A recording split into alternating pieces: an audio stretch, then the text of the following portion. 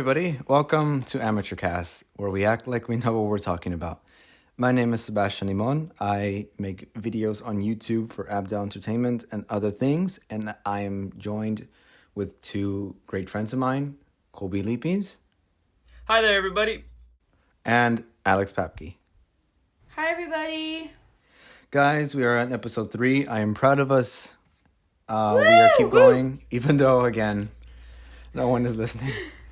This might be our last episode, like Season we said, finale. but we'll see. Hi, Mom. Shout out to my mom. Shout out to Kolby's mom. Shout out. We love you. Thank you for listening, and I hope you enjoyed the 3 episodes of Amateur Cast. There will be no more after this. I can assure you. That's a joke. No, but how are we doing? That's a good joke, guys. Please listen to episode 4. Please. we need How your we money. doing?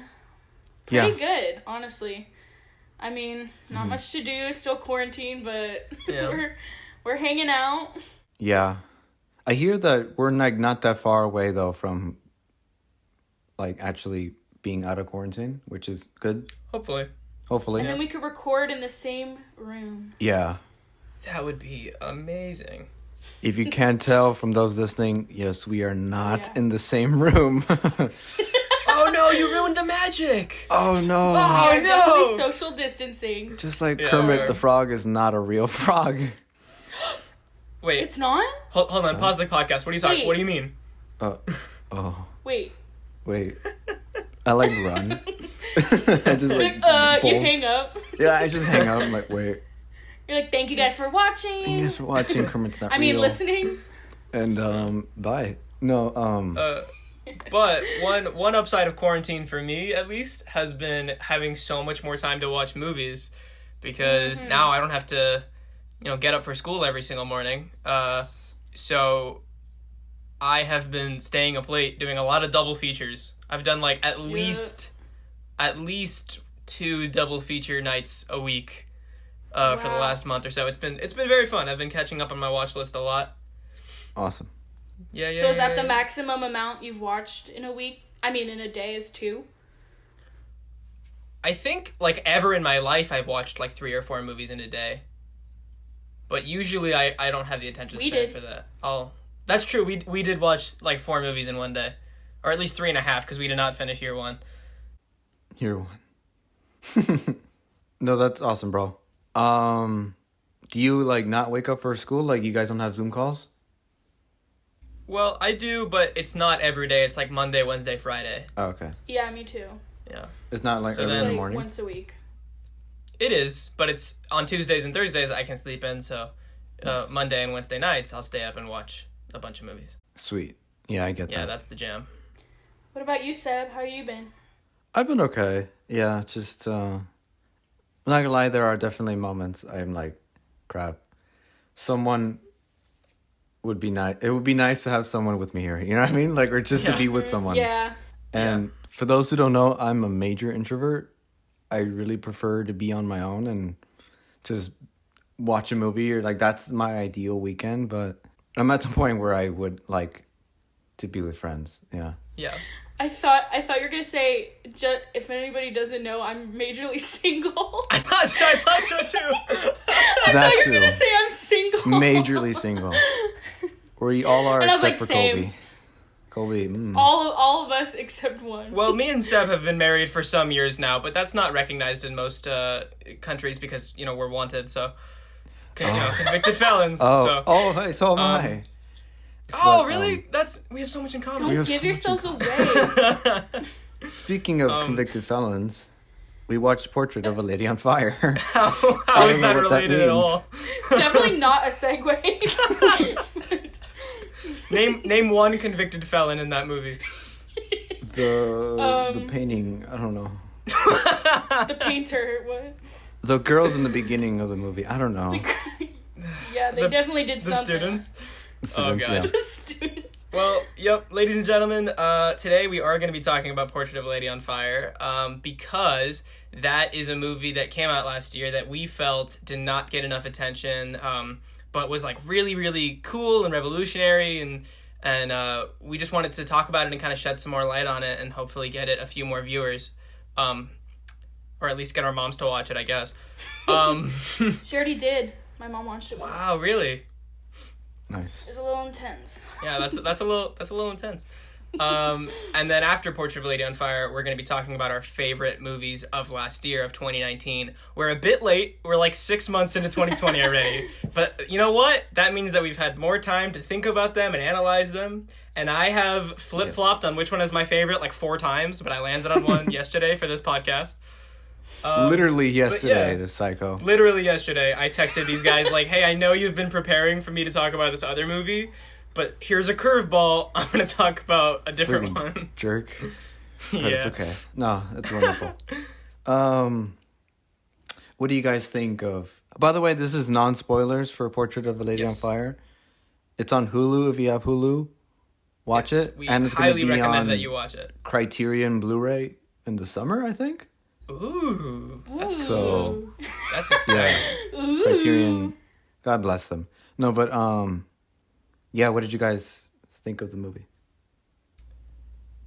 I thought it was pretty freaking memorable, I guess is the best word to describe it. Because Yeah. after you watch this movie, it sticks with you, man. It sticks with you for days after. We were just talking about this before we started recording. But I watched this movie like late at night.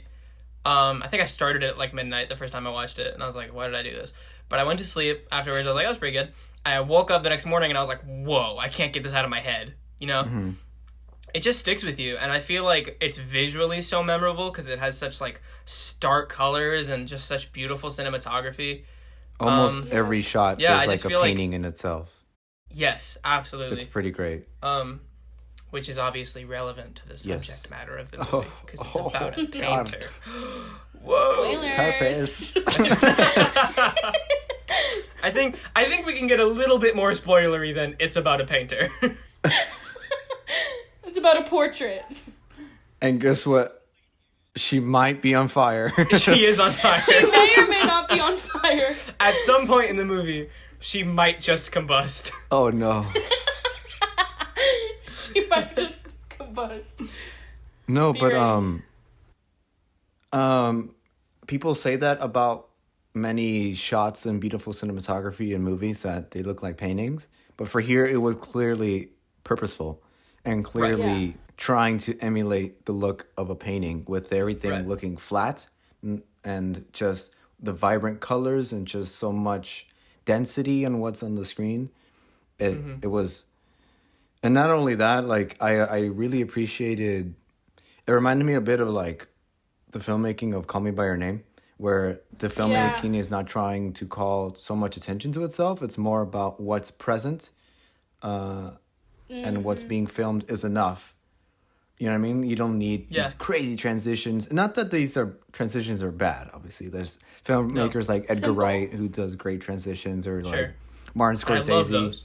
who can really move the camera great. But Right. in terms of the story that's being told here, all you need is the atmosphere, the landscape, the locations, the sets, and the costumes, and the actors or actresses in this case. And you know what I mean? Like, but it's not like it's not there, the filmmaking. It's a great blend of not being show-offy, but still purposeful. Yes. And it's great. Yeah, I mean, it's shot pretty simply in the sense that most of the shots are static, with a few tracking shots, but like you said, it reflects a painting. So even in these like very simple, sort of flat, static shots, I mean, it's literally like the hugely contrasting colors are beautiful in this movie, especially any shot where they're up against the ocean, which is like half of them, are incredible. Chef's kiss. Chef's kiss, a verbal chef's Mwah. kiss. Mwah. No, I'm just singing the song from Ratatouille. I don't know how it goes, but go ahead, Kolby. I'm sorry. Also French, but not just the colors, but even in the composition of the shots, they're framed like Renaissance paintings. Oh my god. Yeah. Yeah, I mean, they say every frame a painting as a way of saying every frame good, but in this movie, I mean, it literally is every frame is composed like a painting rather than a typical movie shot, which, reflects the mindset of the lead character, who is a portrait painter, and sort of puts you in their perspective and how they see the world in this very like beautiful and artistic and colorful way. Yeah, again, Yeah, because we're not really trying to say spoilers here, but I'm just trying to be as, how do I say, not so specific as possible, but anytime we see her painting or drawing, it's just so aesthetically pleasing. Yeah. Just the way the brush sounds on the canvas, and I don't know, I love... Therapeutic. It's very therapeutic, yeah. It's just... Yeah. I love movies that put you in the perspective of the artist, of the creator, and just like seeing it unfold. It was just, it was so engaging. Like, it's a slow burn, definitely. It's a very slow movie, but not once did I really feel bored. It's just so engaging because of the facial expressions of the actresses, who they are, and obviously as someone that appreciates not just filmmaking, but painting, drawing, and all that, just to see it come to life like that, it was wonderful. Yeah. And the editing in those scenes that you're talking about where you see her drawing on her canvas they're really interestingly edited, because they do that thing where, it's one static shot, but it keeps cut, like jump cutting forward. To show that like time is passing, and to show how long she's working on this, and how much time and effort she's putting into it. But it's also just like a really cool way of, it just looks good. Like at a simple level, like it just time lapse. Yeah, at a simple level, it just looks nice. Like you just watch it and you're like, ooh, like I okay, it's just a line. Okay, well now it's like 2 lines. Oh wait, oh, there's an ear. Oh, it's a face. Oh, and you start to see it come together, and you're like, ooh, this is good. Like, yeah, it's awesome. Perhaps you have anything to say about it? Yeah, I really liked how the characters are presented. They're not... The movie itself doesn't, like, explain who they are, but you just kind of, like... You learn about them just by watching how they live. Nothing's, like, revealed to you, you know what I mean? Yeah. So... Yeah, the characters are very just... You don't know anything about them, so you're kind of in the position of the painter herself, because she doesn't know anything about her. So she's kind of mysterious, and I really like that they did that way. And, yeah, the ending scene, we're not going to talk about it, but... Woo! Great ending. Crazy ending. So, Patrick H. Willems, if you guys know him, he's a really great YouTube film critic, film analyst. His Letterboxd review of this movie was simply, I did not breathe for the last couple minutes. Yeah, for real. And that describes the ending sequence very well. But... so beautiful. Alex, I was going to mention the same thing you did about the characters and the way they're introduced. I feel like the character entrances in this movie, and this is something I noted when I watched it the second time and I wrote down, they're so memorable and just kind of iconic. The way both of the two main characters, Heloise and Marianne, are introduced in this movie, both of their like entrance scenes are very, very... both like revealing about their character without having basically any exposition. Exactly. Yeah, it's awesome. I love it. Like, you know who they are just by what they're doing. Yeah, but like Marianne is, her characteristics are she's very like bold and sort of blunt, and she's very like dedicated to her craft.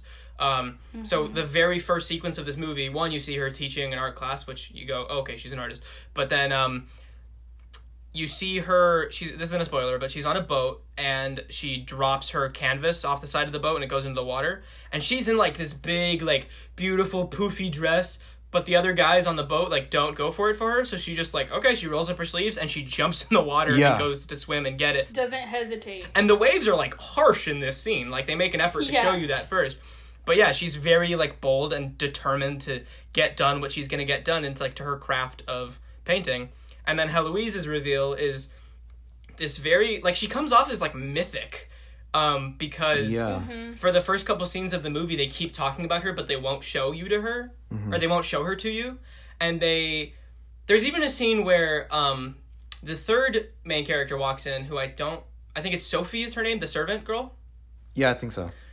She walks in holding the dress, and they've been talking about Heloise and this dress that she wears. So... the shot starts at Sophie's feet, and she's holding the dress, where it goes down to her ankles. So until it pans all the way up to her head, it totally looks like this is Heloise walking in wearing the green dress. Yeah. Until it pans up and you realize it's Sophie and she's just holding the dress in front of her. Mm-hmm. And you're like, oh, I still don't see Heloise. It's crazy. Mm-hmm. And so then they go on this walk outside and all of the shots of Heloise are from behind. You don't get to see her face for a couple minutes. She has a cloak. Yeah.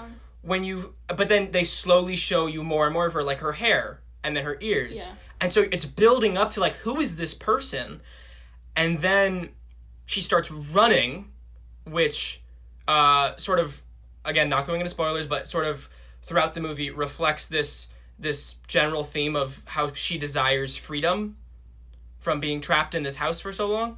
So the first thing we see of her is her running, and then after like 5 or 6 minutes, we see her face. Yeah. And just that build-up gives her this very like mythic and mysterious quality, and we want to know more about her. Yeah. Yeah, that's something that I noticed too. There's nothing like, oh, I'm someone that likes to go on adventures and do all. You know what I mean? Like, there's not, like you said, there's nothing of exposition from them. It's just their actions, and you're able to see who these people are. Oh God, terrible voice crack. I'm so sorry. No, but yeah, I wrote that down too. That I was able to notice that, and I mean, come on, show don't tell, right? That's classic showing don't telling. So wonderful stuff. Yeah. What do you guys rate it? Or do you still want to talk about it? Oh, yeah. Is there anything else to say about the movie, by the way? Well, we should mention the costume design, which is just fantastic, crazy good. I mean, every dress that they wear in this movie is so memorable. And we sort of talked last episode when we talked about Emma, the 2020 Emma movie, Emma period, which is how, Victorian movies always get these, are always known for their big costumes, but they kind of always just have the same like Victorian dress. This movie does not fall into that. This movie has such like iconic and like stark looking costumes that are just so memorable. That green dress sticks with me that Heloise wears. But at the same time, it's not over the top. Like, look at me. Definitely not. It's not. very just attracts your eye, and that's it. Yeah, like it still seems like something somebody could wear at that time. Exactly. Yeah, definitely. Oh, this thought came up to me. Besides your favorite or the movie that you want to talk about, Kolby, all the movies that we're going to talk about kind of have to relate to this quarantine. Yeah. In some way. Yeah, I noticed the same thing when watching this movie that, this kind of has a lot of connections to the other movies we're going to talk about in this episode. Yeah, so we'll get back to that, but that's something that I noticed when watching all. I'm like, oh my gosh, this has to relate to us being in quarantine in some way, and that's awesome. No, but anything else to say about the movie? Well, just that, we've talked about how the costume design and the cinematography are so simple but effective. And so revealing, like, every moment without giving too much exposition. And I think that kind of just applies to the whole movie. But one thing that I noticed was just how good the screenplay is. And this movie was, I think it won the Cannes Film Festival Award for Best Screenplay. And when you watch this movie, especially on rewatching it, you just realize, like, this is a very simple screenplay. There's not big, flashy writing. This isn't like a Sorkin script, like we were talking about. I think it was in our first episode, like these big flashy uses of the language, like this literary prowess. It's very simply written, but every sentence that these characters say is so revealing and so effective. Yeah, it's the way they say it. Mm-hmm. And the pauses they take that really make it special. There's a lot of pauses in the movie. Yeah, long pauses and longing gazes and yeah. Did you like, oop? Yeah. There was one scene in the movie that I thought that the screenplay in this scene specifically just blew me away, which is where the three main characters are reading the story of what is it? Eurydice? How do you say that name? It's like a Greek. Oh, it's a Greek yeah, story. I know what you're talking about, but I don't know how to pronounce it either. Sure, of Orpheus, I think that could totally be could wrong. Be Orpheus, but something like that. some Greek name, Kastapapalopoulos. I don't know, but Odysseus. Yeah, something like that. They're reading the story, and the story, like, they all know it, and you know it, but no one's saying it. How the story reflects them, and how what they each choose to take away from the story reflects, like, just how they are, like what kind of people they are. The way they each interpret it differently. Such a good scene that just is so simple, but like reveals so much about these characters. And that's why I love it. Because they're not like, hey, look, That's how I feel. Yeah. It's like, it's just there. That's why I like it. Yeah. Yeah, we're not saying too much about it again because we're really trying not to spoil the movie. But again, it's wonderful. It's well shot, obviously, well acted, very well written, and the ending is just, yeah, it's awesome. And it's all in French. It's all in French. That's right. It is all in French. Don't let that turn you off. Too many people are like, oh yeah, I'll check out that movie. Thanks for the recommendation. And then you go, oh, by the way, it's French. And they're like, oh, do I have to watch subtitles? I don't want to read while I watch a movie. Guys, you can read, all right? You can read or, learn the language. Learn. Oh, you don't want to learn the language? Then read the subtitles. Like, relax. There's nothing wrong with reading subtitles in a movie. If you get over that 1-inch barrier, as Bong Joon-ho said it in his Golden Globe speech, I think it was, Yeah. you will just open yourself up to so many more movies that you're going to miss out on if you refuse to watch them because they have subtitles. He literally called America illiterate, which is awesome. Which is awesome. I love Bong. Speaking of Bong, before Bong. That was such a good segue. I know. Before Bong, Dang. What would you guys rate the film? 9 out of 10. I think I'd have to go with a 9 as well. Yeah, definitely. I go with a 9 out of 10. It's incredible. It's definitely a slow movie. It's not something that I could watch anytime I want to. I would definitely need to be in the mood for it. But yeah. It's slow and it's intense, so you kind of have to be in the right mood for it. Yeah. But it does have really good enough pacing that it doesn't feel too slow. You're not bored. You don't feel the time passing by. It has good pacing, and it'll feel short. Yeah, it is never a pretty bored intense by it. movie. But I can see myself watching it like late and not in the mood for it and being like, I can't finish this right now. So Yeah. And it's very emotionally draining. Yeah, that too. Awesome. So yeah, guys, watch Portrait of a Lady on Fire. It's on Hulu. If you have Hulu. If you don't have Hulu, buy it. I don't know. Get the free trial. Or yeah, get the free trial. That's what I did. And I hope this is right. If not, you should probably cut this out. But I think the next movie we're going to talk about, which is Alex's pick for her favorite movie of 2019, is also on Hulu. Yeah, Segue. it is. Did I save the segue? Did I do Oh it? my god. Segue. You saved the segue. And what movie is that? Parasite. Well, it's yours, so okay. Green Book? Oh. You're like, I heard Green Book. I'm like, perhaps no. Green Book. Imagine Green if I just Book. pulled that in. I That's feel not like- even 2019. I feel like this movie almost needs no introduction because it's such a huge phenomenon at this point. I know. We are going to be going spoilers for Parasite. Yes. This is for sure spoilers. If you haven't seen Parasite, why haven't you seen Parasite? It literally won Best Picture. Go watch Parasite and then come back and listen to us analyze it so you don't have to. Yeah, you can just sit back and relax. We'll tell you what The Rock means. Yeah. Okay, so if you haven't seen Parasite, essentially what it's about is it's about a lower class family and a higher class family, both in South Korea. And the lower class family is dealing with a lot of financial troubles and they're all out of work. They're all unemployed. And basically the son of the lower class family gets an opportunity to become a tutor for a girl in the higher class family. And so yeah, he gets the job there, and then slowly but surely each of the family members of the lower class family get jobs working for the higher class family.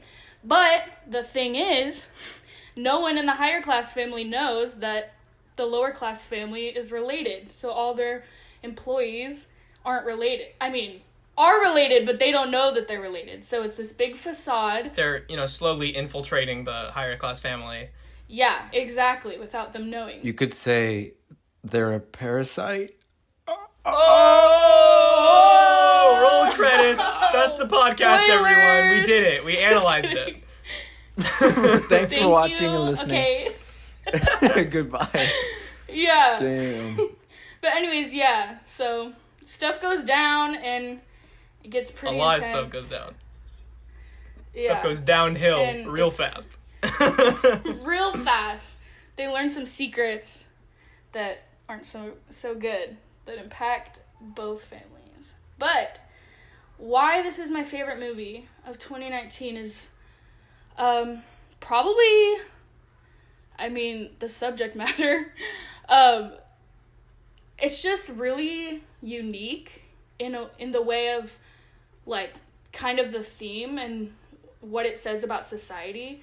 And obviously, yeah, the upper and lower class. But I really like how it talks about like how good people can kind of turn bad, if that makes sense. Like how people can be good people, but when they're desperate and in need of resources, they will go to the ends and lose their morals to do whatever it takes to survive. And it's kind of scary because this story is kind of realistic in a way. Obviously, it's like dramatized, but it could happen, and it has happened, like forgery and, you know, stuff like that, where you really don't know who's working for you and you can't trust everybody completely. And yeah, and also I just really like the script. It's very, very, very, very cleverly written, and it has to be. A screenplay, baby. Yes. Woo! I love the screenplay. And yeah, it basically has to be because this family wouldn't get away with a lot of the schemes they do without like great dialogue and great blocking. Blocking's really, really, really important in this film, and I appreciate it so much. Being like a a theater kid, blocking is so important to me. So, yeah. What do you guys think about it? Oh, well, you were talking about, you know, thematically, how it basically is just about how you can be corrupted because of your greed. And, like, I think I've seen this movie 3 times now. Twice in the theaters, once at home, because I bought the Blu-ray immediately after I saw it. I think I pre-ordered it. But first couple times I saw it in theaters, I kept trying to nail down the theme. And I kept trying to nail it down to a specific situation, like a certain economic situation or a certain political agenda. But I feel like the third time I watched it, I really started to grasp the universality of this movie, and that's what's great about it. Is it's saying a lot of things, but overall it really just has a very broad theme of greed corrupts absolutely. Every character in this movie, pretty much without fail, is corrupted by the love of money, by the desire for money. And it touches on how those who are oppressed, once they become powerful, will become oppressors themselves, and how, you know, the power dynamics of money in any economy, you know, will have this vicious cycle. Because the poor family starts very sympathetic, and then the longer the movie goes on, you're like, okay, like, they're kind of doing illegal things, but we still sort of root for them because they're the underdog, you know? And it's kind of fun. Yeah, once they're on top, and there's a whole scene where they specifically clarify to you, these guys are now on top, they're living like kings, they're drinking, they're snacking in other people's homes, you know, the rainstorm scene, when the family's out camping.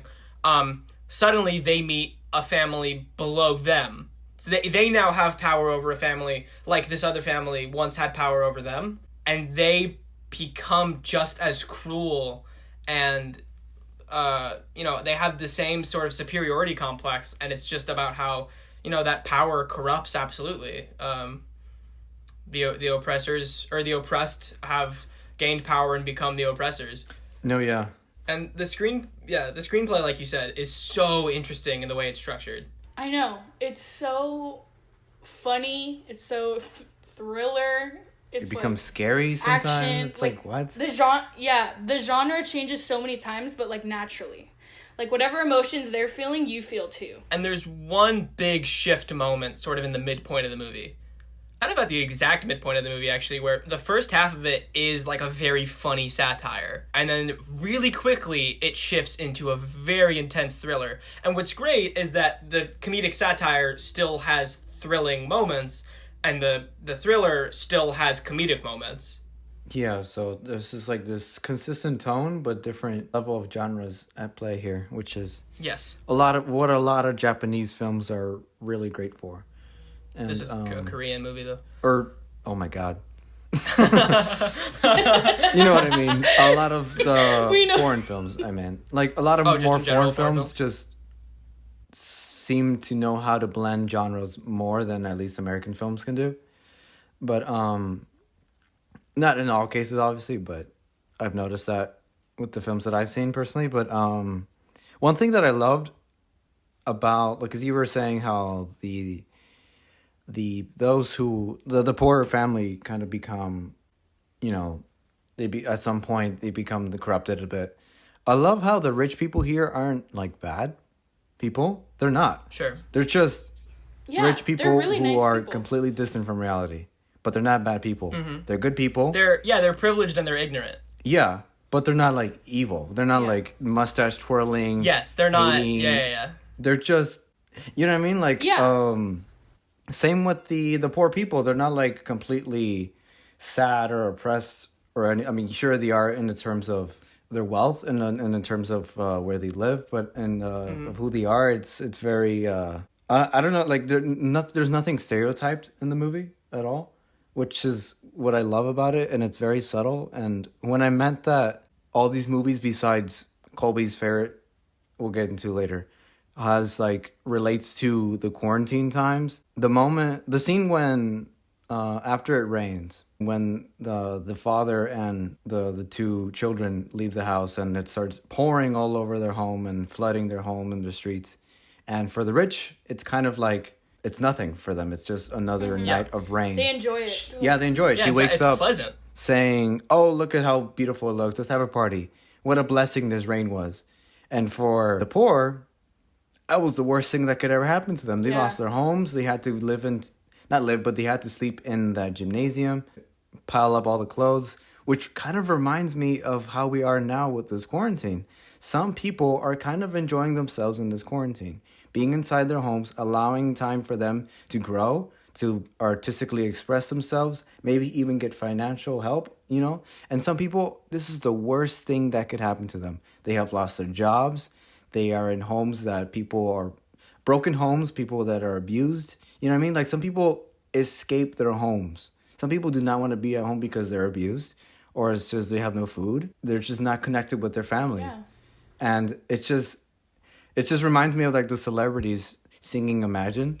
You know what I mean? It's like you are so distant from reality. You have no idea how good you guys have it. Yeah. You know what I mean? And like in Parasite, the intentions are nice. Yeah, the intentions You know? are nice, but it's like you don't have no idea. Like they're nice, but they're just so ignorant to the problems of the people below them because they're benefiting from this system. It's so interesting. But heck yeah, dude, relevance. Yeah, it's wonderful. it's so, and I love.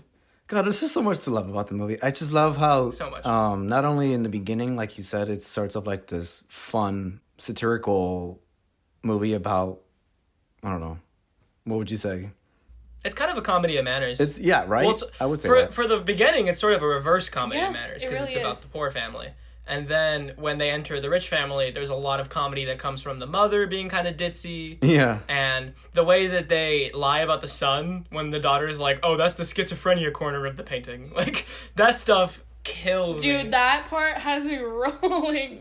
Yeah. He's like, it's supposed to be a chimpanzee, self-portrait. right? Oh. No, it's a self-portrait. So metaphorical. So metaphorical. I love that. I love that repeated line in the movie. So metaphorical. Because it's hilarious, but it's also very revealing about Kiwoo's character. That and just, it's clear that there's so many metaphors in this movie too. It's all metaphor. You know what I mean? It's just It's kind of a like meta line. It's kind of it's like a very meta line. Yeah. Like, oh, this movie is so metaphorical. What you're watching Because is so metaphorical. On And it one is. hand, on one hand, the joke comes from the fact that to the characters, it isn't metaphorical. Mm-hmm. It's also revealing about Kiwoo's character because it shows that he's kind of like, he thinks really highly of these people and he thinks everything is a metaphor when really it's not. But then even on a third level above that, it actually is metaphorical to the audience, just not really to the to the characters in the context of the movie. Stuff like the stone is such a great example. The first, in the first scene when when Kiwoo's friend gives him the stone, the first thing he says when he looks at it is, it's so metaphorical. And kind of the joke is, to him, it's not. It's just a rock. Yeah. But that rock is, like, the greatest metaphor in the movie. And it keeps repeating, too. Like, it comes up throughout. Mm-hmm. Which is basically false, what is it? False, oh my God. False promises, I think? False promises. False I would say like promises false of wealth, wealth, false promises. success. Because it's a fake rock. It's not like it's like an actual stone. I mean, obviously it's a rock, but it's not like as real as what the friend said, because at some point you see the rock floating in the water. Yeah. And so it's kind of like, because the friend in the beginning of the film, the friend a friend of the family, the poor family, brings them a rock for like good wealth and good blessing. And as the film goes on, you think, okay, they're being wealthy. This rock kind of came true with them kind of infiltrating this house and being a parasite. Oh my God. No, but at some point, obviously, when they find the family that lives inside the rich home, things just get worse from there. And so when we get to the rain sequence where the house is flooded, they see the rock floating, or at least the audience sees the rock floating, and it's never told to you that it's a fake rock or that the rock is not 100% accurate or real. We just see it and we're like, oh, so it's kind of like saying the family was brought in false hope, was brought in false wealth. It's all a facade. Mm-hmm. And which is why at the end, I don't remember their names, but the main boy wasn't killed by the rock. Right. I thought, oh my God, he's dead. He smashed his head. That part's funny too. That's a good example of how that's a very darkly comedic part. Yeah, that part, literally the first time I laughed out loud. It is a very dark comedy. When he throws, oh bro, I don't know, I gasped. No, when he kills him the first time and then he's just standing there and it's like, oh, and he throws it again. Yeah, the second Dang, time. really? I gasped. But even that furthers this metaphor of the rock, because like you said, it's fake. And logistically, like from a standpoint of like the logic behind the movie, like that's why he survives getting bashed in the head with it. But him getting beaten with this rock, I mean, literally, he takes the stone and he thinks, this is going to give me wealth. And the stone is a physical manifestation of his desire for great wealth. And then literally he gets beaten half to death with that stone. That too. Because his desire for great wealth, his obsession with money, his greed, is his downfall. It's like such a literal metaphor, but it's still so subtle. The first time I saw the movie, I didn't get it. And I think that's what my friends have said personally is, people walk out of this movie, in my experience, and they're like, I liked it. I didn't get the rock, though. Like, that seems to be the one thing. You kind of have to rewatch it like multiple times to get like how dense the metaphor is behind this stone. Same with the lines, like crossing the line. They many moments the rich dad mentions the line. He's a good man, but his smell crosses the line. Like there are many moments they mention that, and if you watch it a second or third time, you can see little subtle things of characters literally crossing the line. Yeah, like visually. Yeah, like a literal line on the wall. Literal line on the wall, or like a mirror, or like it's great. You know what I mean? It's good for you, Bong. Good for you. The cinematography is really good too. I don't know if we talked about that, but it's so good. Insanely good. What's crazy about Bong Joon-ho is he's so meticulous and precise. He storyboarded this entire movie as he wrote it before they started filming, and they didn't do any extra coverage shots, or at least they did very little. He knew what every shot of this movie should look like as they shot it. And you can tell it's really specific, especially like the blocking. Like when someone's walking downstairs and someone happens to turn the corner and then someone else enters this way. Like it's so well thought out that it's so satisfying to watch. Mm-hmm. Because it's like you almost know that they're going to get away when they're almost caught. But then you're like, are they going to get caught? Okay, I knew they weren't. Oh, you mean when the family is getting back from the camp? Yeah. Oh, that scene. Oh my God, that scene was amazing. Like the way the camera was flowing through the kitchen as the mom was making the noodles and they were putting the family. The most intense beef chopping I've ever seen in a movie. Honestly. I was going to say that. Just the fact, it's like that's comedic too, because the whole family's fighting off, trying to clean up, and she's just making noodles. Just like... Exactly, that's so funny. And also, can I say the scene with the tuberculosis and the peach? My favorite scene of 2019. So good. It's so like suspenseful that when you see the tissue, I laughed out loud. I clapped. Literally go like they did it. Yeah, and he brings out the tissue with the fake blood, and I clapped. It was awesome. Me too. You can't not be so hyped for that. That was the one moment in my theater that made the entire audience bust up laughing and just go, oh, like I get it. Like when he drops the the hot sauce and looks back at the mom, Yes. everybody just exploded. Like, they did it! The mom's It was face too was so crazy. funny. Oh, her face is... That actress, her facial expressions are so funny. I love her character. Her character's so funny. I mean, the performances in this movie, every one of them is Oscar-worthy, I think. I was shocked that not one actor in this movie got a nomination, because I thought every one of them was Oscar-worthy. No, yeah, I agree. And one that I thought was really underrated was the actress who plays, I think her name is Moon Gwang. It's the maid that the mother replaces, the nanny. She gave such a good performance because it's one of those double performances where she's kind of playing two characters. Mm-hmm. You know, the first half of the movie, she's this very refined, kind of aloof lady. She's very, like, uptight. And then the second half, she just kind of goes nuts. Like, she just kind of goes full bonkers. She's kind of scary. I know when she's looking in the camera, she's like... Yeah. Yeah, it looks And scary. she handled that dual performance really well. That's very true. God, that scene when the family is coming from the camp and the what do you call it? The maid is going upstairs. Like, her hands are tied behind her back. And she's, like, screaming. And then the mom hears her coming and kicks her. And then she flungs, like, down the stairs and knocks her head on the wall. Like, the sound design in the theater when I saw that, literally like, oh, thump. My heart sunk. I'm like, holy crap, she's dead. She's But dead. you're so glad. But I you're still like, laugh. wow, they... And I laughed and I would gasp. It was awesome. And it's like a nervous laughter because you're like, oh no. Like, oh God. Yeah. But that's another great example of how precise and well-timed every little movement is in this movie, and not only how integral it is to the story, but even how it contributes to some of the comedy. Because in that shot, the mom, it's like this tiny little kick, like it takes no effort. It's a very small little push, and then a huge reaction, and that's like a funny little contrast, like a little push, and then thunk, thunk, thunk, thunk, thunk. Yeah. Yeah. It's a funny contrast, and you just can't help but laugh out loud, even though on the inside you're like, oh no, oh God, wait, hold on. Like, Yeah, he definitely played with the whole not getting caught thing so many times. That's, like, what I really appreciate. He really milked it in a good way. In a good way. Yeah. Like, when they're under the table, when the parents are there, and, like, every little detail is kind of like, you're hiding, you know what I mean? Even simple parts, so...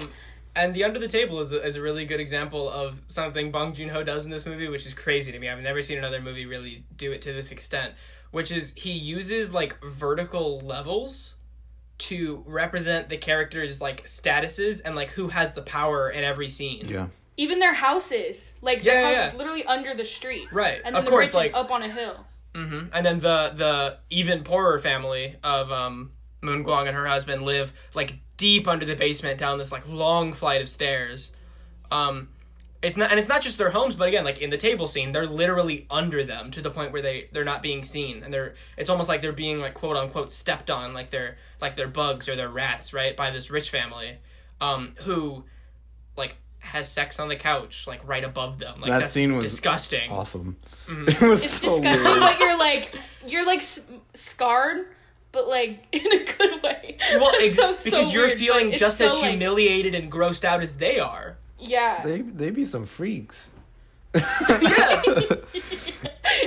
And that scene is also funny. really revealing about the rich family because it shows how sort of hypocritical they are and how they sort of like romanticize the poor family. How they're like, oh, buy me drugs. You know? Like, let's do it in the back of the car. I know, It's he's like, do you gross. still have those panties? You saw the panties of the girl, yeah. It's so gross, but messed it's up. like, imagine the poor family not only being right next to them for that and being that, like, disgusted and humiliated, but, like, then their awful situation, like, being romanticized by these people. Like, what bigger middle finger could there be? You know? And I think that really plays into the whole theme of, like, class and how these families, if you switched them, they'd probably act the same. Like, if the rich family was poor and the poor family was rich, they would be in the same scenarios as if they were normal. Yeah, So, which is why I love such that a good point. It's not like rich people are evil and poor people are good. It's like, no, we can all be corrupted, we can all be bad and it's all about your circumstance. it's all about your and, like, circumstance and your how heart. far you're willing and to just go. How far you're willing to go, and it's subtle too. It's not like it's beating you up in the head and like being in your face. Yeah. Like, look at the poor people. Do you feel bad? It's like, you know what I mean? It's so good. So good. So good. Now, I have to ask the inevitable question. Was there anything you guys didn't like about it? I'm trying to think. To be honest, the first time I watched it, there was just stuff I didn't get. And so I couldn't quite give it like a 5-star review on Letterboxd, right? I couldn't quite give it. I think I gave it like 4.5. Second time I watched it, I was like, you know what? This movie's onto something. Like, this movie's better than I thought. And I like moved it up on my like favorites list. And then the third time I watched it, I finally went, I can't find a single thing. Yeah. Yeah. I get you. I think at first I didn't like the ending because I was just kind of like, oh great, that's after all that's what happened. But it really plays into like the theme and how you're supposed to kind of like, not what goes around comes around, but kind of like accepting who you are. What? I have no idea what that means.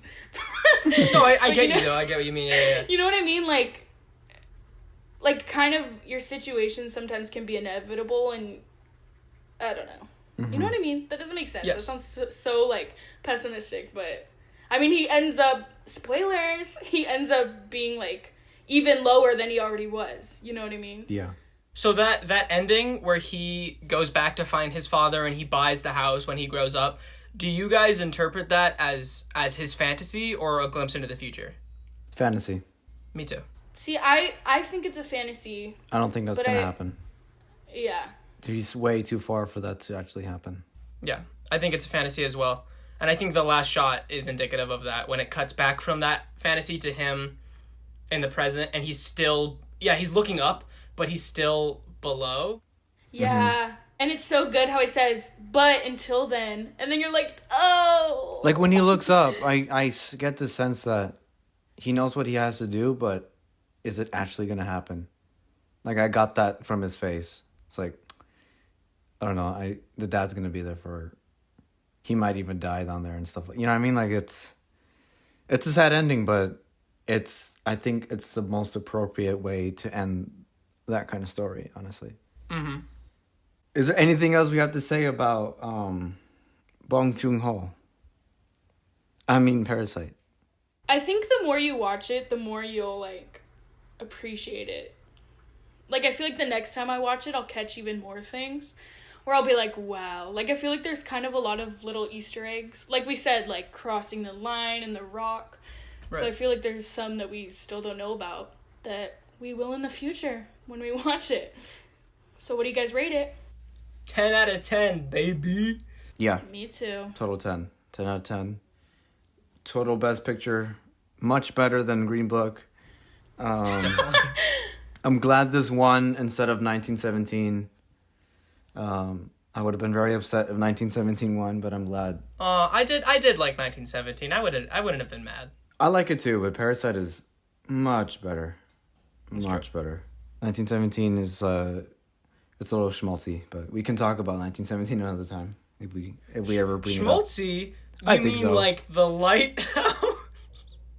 The Lighthouse isn't schmaltzy. I'm just trying to do a crappy segue. Oh, you're a crappy segue. Oh my god. Speaking so of, was like, the Lighthouse is not schmaltzy at all. Me?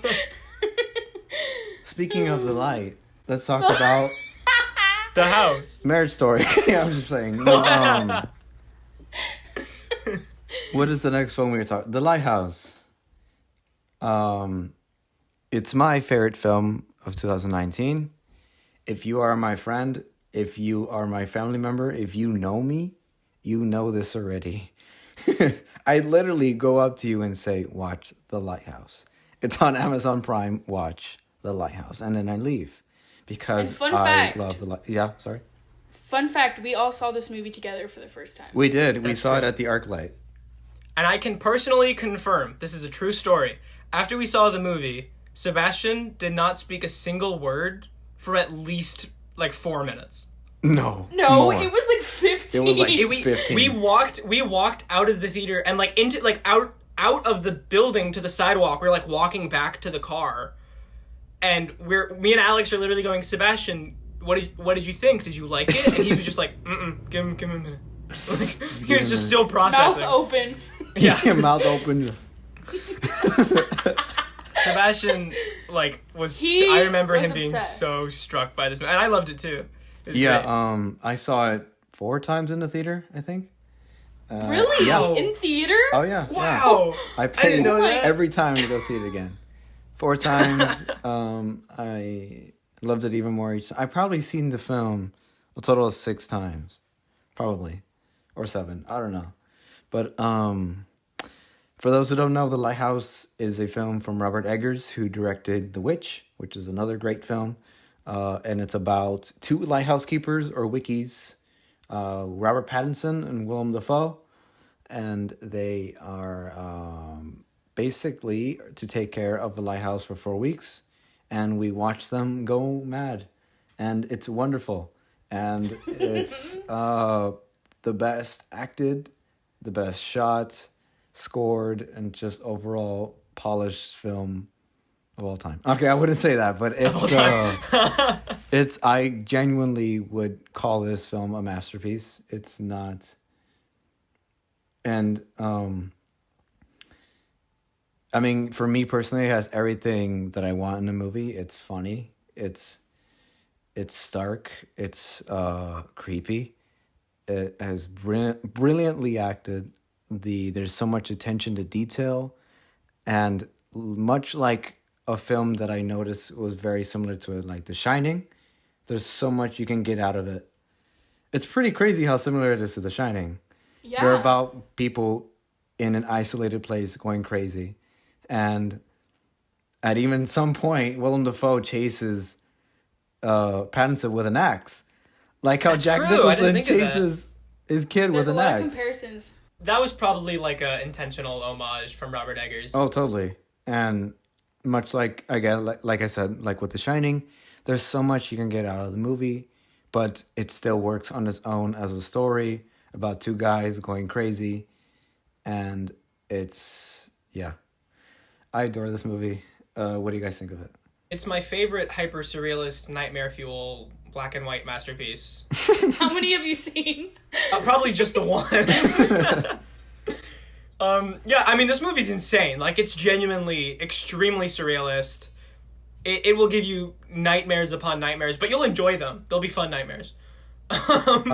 Yeah. This movie's crazy. The imagery in this movie is so startling and, like... Mermaid vaginas, freaking tentacles everywhere. It's insane. This is true. This is true. man. You see a mermaid vagina, and it's enormous. Willem Dafoe stands buck naked with lights shining out of his eyes, and then he, like, opens his mouth, and it's just, like, a horn. Wonderful. It's wonderful. It is incredible. So go see it. Yes, we are spoiling The Lighthouse. Yes. Because we have to. Yeah. Yeah, total spoilers for The Lighthouse. It's on Amazon Prime. If you have Amazon Prime, watch it. I do, so I did also love The Lighthouse. I haven't seen it as many times as you have. So it hasn't stuck with me as much, but I loved it when we saw it. And yeah, I mean, I was speaking, but I was still, like, very awestruck walking out of the theater, like, what did I just watch? Yeah. Like, I loved it. I don't know why necessarily, because it was insane, but I loved it, you know? Yeah, definitely. But that's the point, I think. Right? There's a lot to unpack. Like, I feel like... Yeah. I feel like the whole thing is all about... You don't really know what's going on, but you are enjoying it. And that's kind of how they feel on the Not island. enjoying it. Maybe not enjoying it, but... Robert Pattinson doesn't You're really know just what's going on laughing at the either. misery, honestly. It's a total miserable film, but you're laughing at You're it. 'Cause, enjoying it. I mean, there's fart jokes. There's Yeah. poop jokes. There's all these... I it's think- literally- I think this film utilizes the fart joke better than any film I've ever seen. probably. This is probably the only time where there were fart jokes in a film and I didn't go, really?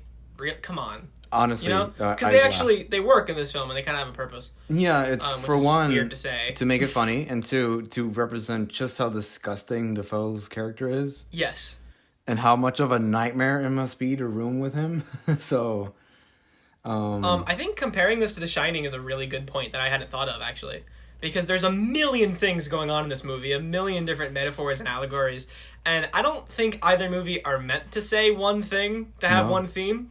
I think they're just meant to be these kind of, like, crazy movies with a lot of like crazy imagery that pull from a lot of different sources and just give you this like wild ride experience. And each person can watch it and get something different out of it, which I love. That's something what sorry, go ahead, Paps. And I think The Shining is a really good comparison in the way that a lot of the time you don't know if what's real and what's fake. You don't know if the character's imagining it. You don't know if it's actually happening. And I actually watched, kind of right before this actually, I watched an interview with Robert Pattinson talking about how this movie is basically, the whole theme is like up for interpretation, and how like the audience, not only the audience, it's up for interpretation, but Robert Pattinson was saying that he asked Robert Eggers on the set, like, so are some of these, like, what parts are supposed to be, is this like a magical island, or is he imagining it? And Robert Eggers looked at him and said, why don't you decide? You just decide for yourself. That's awesome. And same for William Dafoe, like, they kind of all filmed this with, like, a different perspective, not knowing exactly That's awesome. what's what. And you really, really, really see that in their characters. Oh, yeah. Yeah. I mean, yeah. Which adds to the surrealness of it. Yeah, I just found that really interesting that Robert Pattinson said that. Because he was like, even I don't know what's going on. I don't even know what it is about. And I was like, I love it. I love it. Back to, like, what you were saying, Paps, of how, like, even Eggers was trying to say that, you know, make up your own type of, like, like you think of what you think it means, right? I actually, since I had seen the movie many times already, I watched it this time with the audio commentary from Eggers. And not once does he explain what any of the things mean. He was just talking about the technical side of it and what happened on the set, not explaining what the light is, what the images mean, what the ending means. He just like, oh yeah, we shot this here. It took these kind of couple of takes. I'm like, okay, well, what does it mean? And he never said anything, which is great. That's good. Yeah. It's very I up for personally interpretation. have my own, what do you call it? Interpretation of what the movie is. I honestly think it's about religion and how, because at some point, Willem and Pattinson are eating, right? They're and Pattinson asks Willem. I didn't even know the character's name. Ephraim Winslow. Winslow asks Wake, so what happened to your other second? What happened to the person that used to work here? And Willem says, well, he died. He went crazy, and saying that there was. He believed that there was something like some enchantment in the light, and saying that it brought salvation. And I'm like, oh, so I thought, and knowing that each character represents a Greek god, with Willem Dafoe representing Proteus, the Greek god of the sea, with his mighty stature, his knowledge of the sea, the incredible monologue that he tells Pattinson, which is probably my favorite monologue in any movie ever. I can't believe that didn't even get him a nomination for an Oscar. It should have given him a win. I don't even want to talk about it. I don't think any other actor could have successfully performed that monologue. It would have come off so ridiculous. Brad Did he blink once? Did good. No. And Once Upon a Time in Hollywood, but It's true. Defoe's performance completely washed any sort of competition. Defoe honestly. delivering that monologue is my profile picture on Twitter. Yeah, it is. He didn't blink. No, he didn't blink. I wrote that down right here. He didn't even blink once. Yep. Because he was so... Yeah, just so into it. And if you listen to the words he's saying, it's exactly what happens to Pattinson at the end of the movie. And like the curse of that his organs will be splattered out, and the souls of dead sailors would feast on it. The dead sailors are the seabirds. The seabirds. Oh. And so I mean, again, there's so much to get out of it. Like with I think because during the whole movie, Pattinson is kind of sinning. He's masturbating. He's he's lustful over the mermaid. He has these thoughts of murder and he's even murdered a man. Yeah. You know what I mean? He has a bad temper. He has throws a bad the rock temper at the and he seabird. just, yeah. And at the end of the film, when he wants to go to the light, he's not allowed, or he's not worthy. That's what I see it. I see that he's not worthy. And so at the end of the film, he's punished to be doomed and eaten by the seagulls, by the rocks, for all eternity. And Oof. and I also see like the light representing the tree of knowledge of good and evil, or like even like there's even themes of obviously masculinity with the lighthouse looking like a giant phallic object. which is noted in the script. The script literally says the lighthouse like has the shape of a giant phallus. Oh yeah. And even at some point there's a shot where they show the lighthouse in a horizontal way, and then it shows up in a vertical way, and it's like, oh, that's a boner. So that's when he was masturbating. And so it's like, yeah, that he's turned on. And so like there's Man, we're just gonna so get much, the show canceled. honestly. No, but First it's Mrs. Incredible. alright. You know Hey. you agree. I'm talking too much. Kolby, sorry, say something. No, you're fine, dude. I love your interpretation. That's super interesting, and I hadn't grasped it that specifically. I kind of had a similar idea of it just being about obsession. But that's a really interesting take. One thing that I would love to talk about is just the performances. Like I said with Willem Dafoe, I could not believe that these two actors weren't nominated. I thought they should have won without any contest. I thought Pattinson should have got Best Lead, and Dafoe should have gotten Best Supporting. Oh yeah. I was pretty shocked that The sure. Lighthouse only got nominated for cinematography, because Which that is sort of deserved. implies that it definitely deserved it. But that sort of implies that the Academy members saw the movie but didn't think it was worthy of other nominations, Yeah, which is crazy to me. pathetic. I thought it was It's the almost biggest like you wish it didn't snub get of the nominated year. at all. Yeah, because then at least I could be like, well, they didn't see it. If they did, then they would nominate it. But that's crazy. I mean, I thought easily Best Lead Actor, Best Supporting Actor, Best Sound Design, Best Director. I mean, I was really The shocked. sound. Best Editing. The sound design's It's probably crazy. the best edited film of 2019, next to Parasite. Like Parasite had great the editing, pacing too. is great. You're not one till you're bored. Everything has a purpose to it. It's, yeah. Sorry, keep going. No, you're good, dude. You're good. But one thing I would love to talk about is how this film's in black and white, because personally, I'm usually bothered when Ooh, that's movies. a voice I'm so sorry. It personally bothers me a lot when movies are in black and white and there's not really a reason for it, because it just comes off as pretentious. Total you know, hipster pretentious. Raging Bull works Yes. in black and white. There's a reason for Raging Bull to be in black and white. Raging Bull. But and this is a hot take. This is my opinion. Manhattan has no reason to be in black and white. I think Manhattan is like really pretentious and just comes I have off not very seen like Manhattan. self-indulgent. I haven't Okay. seen it either.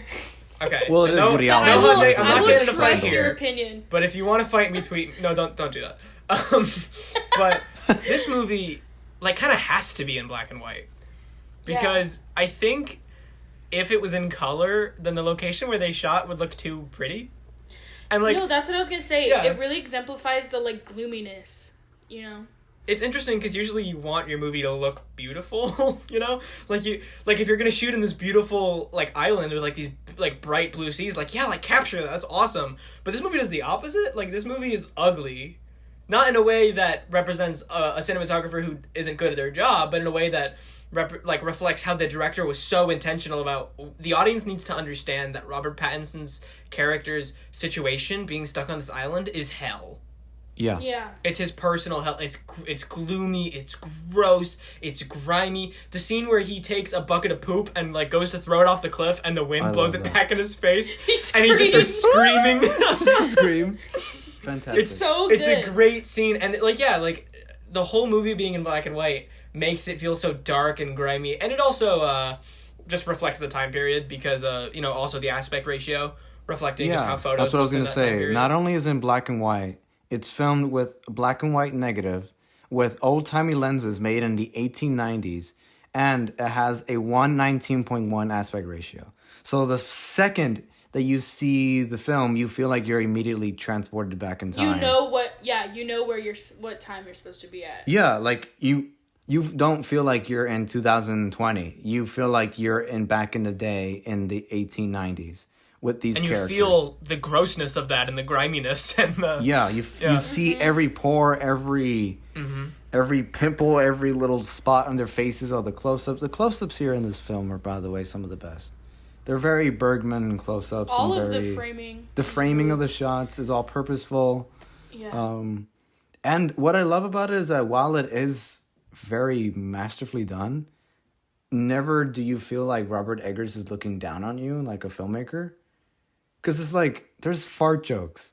There's poop jokes. You know what I mean? He's just really good at what he does. Yeah. Going into this horror movie that everybody was calling a masterpiece, I didn't expect it to be so funny.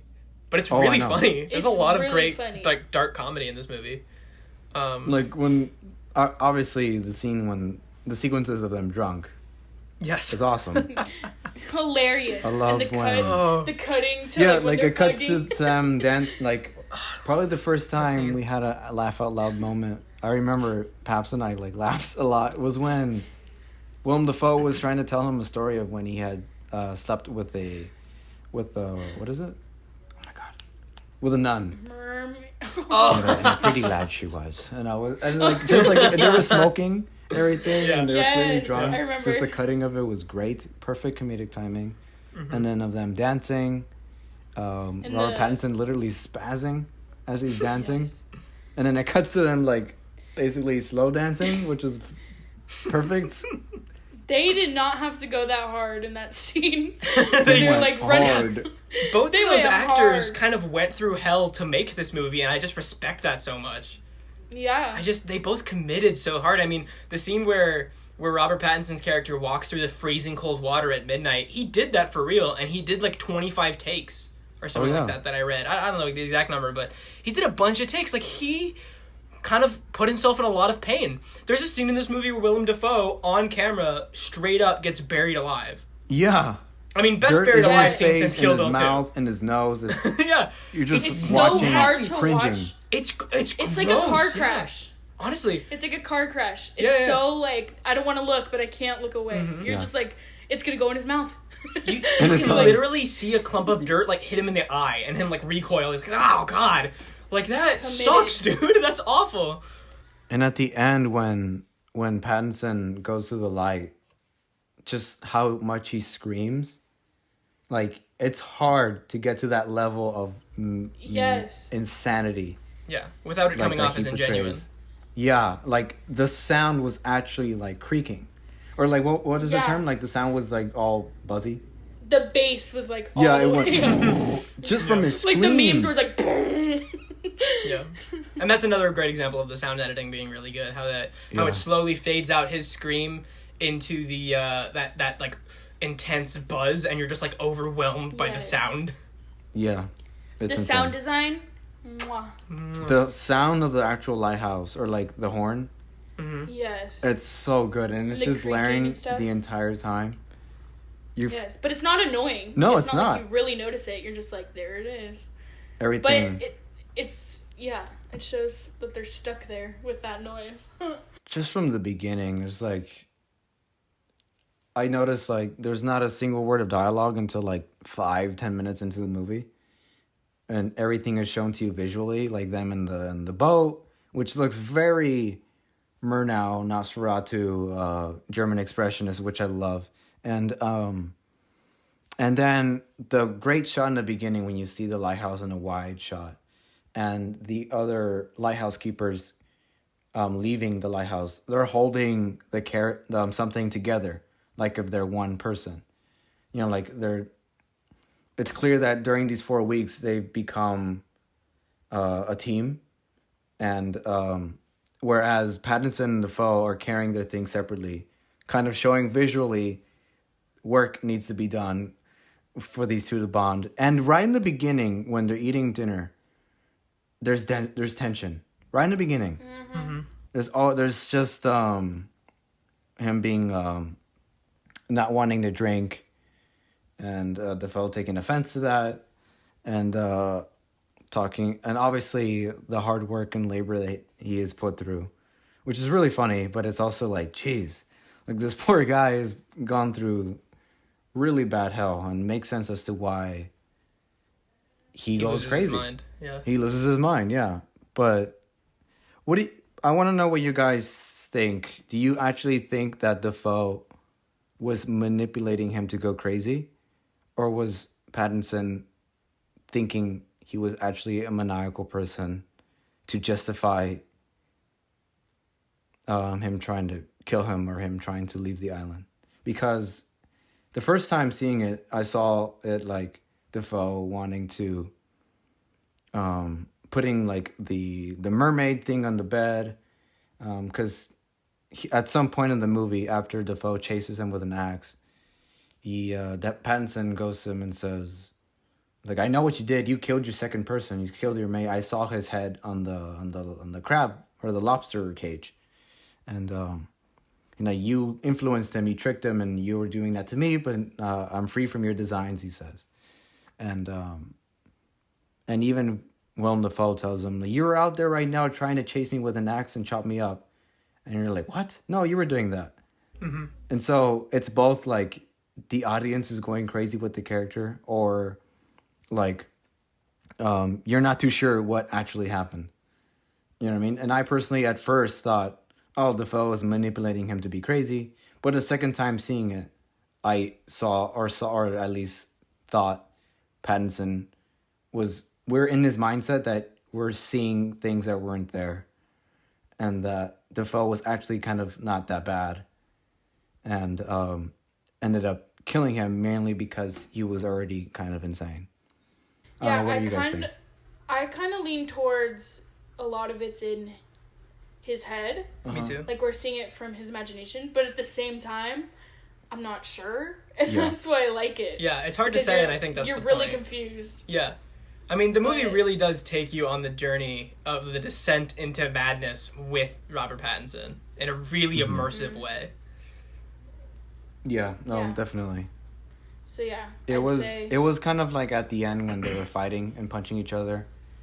Because Defoe kind of starts to whimper. Mm-hmm. And he's like, get off me, like, stop punching me, you're gonna kill me.